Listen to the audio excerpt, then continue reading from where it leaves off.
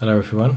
Today I wanted to go into an option in ArtEvolution called Global Illumination. And what Global Illumination it's a way to simulate rays of light bouncing off objects, which creates some realistic looking lighting effects. So what I've got here in my scene is I have a red sphere here, and a wall, and of course a floor. And I have here a spotlight pointing at the sphere. So I'm just going to show you the effects this has, or I'll just render this without global illumination and with global illumination, so you can see what's happening here. Alright, so global illumination is now turned off. I have anti-aliasing on, and let's render it. As you can see, there's not much happening here. You can't see the wall at all, and the floor as well. And that is because the spotlight, all the rays of the spotlight just fall on the red sphere and they stop there. ArtEvolution does not calculate how they reflect off of the surface and onto other objects. It just stops there, and therefore the rest of the scene is not lit.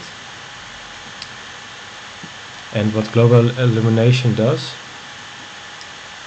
is it calculates, of course, the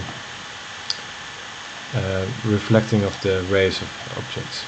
So what you do is when you're going to the rendering options, you go to illumination, and here you have a couple of options. The global illumination type field, these are different algorithms to simulate the reflecting light. I always tend to use ambient occlusion because it's a little bit simplified version of the Monte Carlo algorithm, but it's a bit faster and I like the effects better. So I always go with ambient occlusion. Photon mapping is, in my opinion, not it doesn't yield very great results or anything. So I always like to use ambient occlusion. And the next thing you can adjust is the rays to sample the environment. And this is basically the quality of the estimation. So if you set it to 1, you get a very rough estimation of the scattering light. And if you set the value higher, then you get a better estimation. But this, of course, will increase the rendering time, so you want to be careful with this. I usually, when I want to make a nice render, I'll usually go for 4 or 8 rays, and that's for most cases that's more than enough. The other options here are the caustics photon map and scattering parameters, but I won't go into that in this tutorial. I'll make another tutorial about these things, because you can do really cool things with those as well. So let's just keep focusing on global illumination just for this tutorial. So let's render it.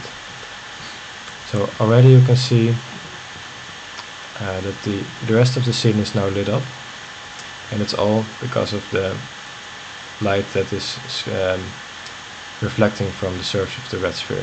So you can see a bit of a red blob here on the wall, and that's all due to the reflecting of the surface. So that's all I wanted to show you. And you can, if you want to create realistic renderings, this is a very great technique to create very realistic looking shadows and stuff, and just well, it's awesome. Alright, so that's all I wanted to show you in this tutorial.